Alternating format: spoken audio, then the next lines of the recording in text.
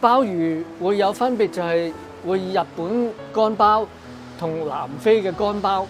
咁佢哋有咩分別咧？當然，即係我哋睇到除咗價錢嗰個分別之外咧，咁原來咧佢嗰個食用嗰個效果都會有分別嘅。咁啊，日本鮑咧係比較香濃一啲啦，因為佢絕大部分日本嘅鮑都係野生捕捉。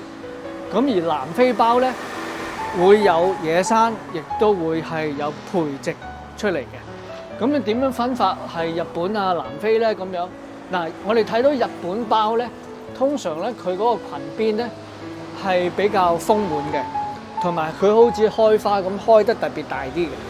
咁而南非鮑咧，我哋見到佢個裙邊咧係相對係幼一啲嘅，咁就可以咁樣去分別。但係其實而家因為南非鮑嘅技術已經做得好好啦，咁啊絕多數而家南非鮑咧，佢做出嚟嘅樣相咧，都已經好接近日本鮑。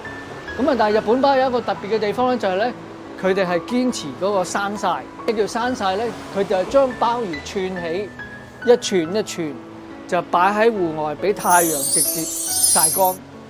咁啊，當然仲有啲工序，我哋即係日本人會堅持唔會俾我哋知道嘅。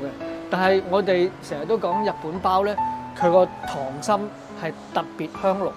咁原來咧，因為鮑魚經過陽光嘅照射咧，佢裏邊鮑魚尤其是個溏心咧，佢會產生啲化學作用，咁啊形成嗰個溏心嘅作用喺度。